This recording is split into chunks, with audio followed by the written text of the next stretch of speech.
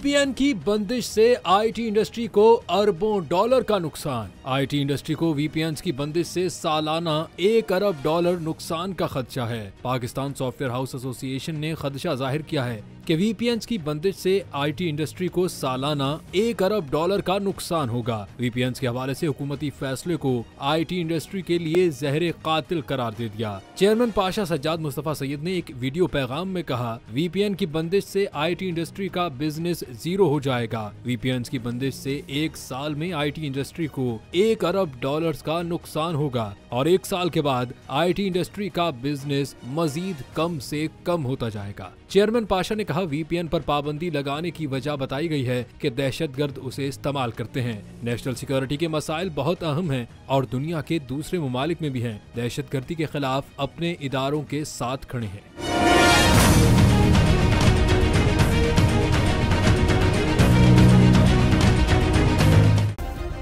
Subscribe करें और bell दबाएं ताकि कोई खबर रह न जाए।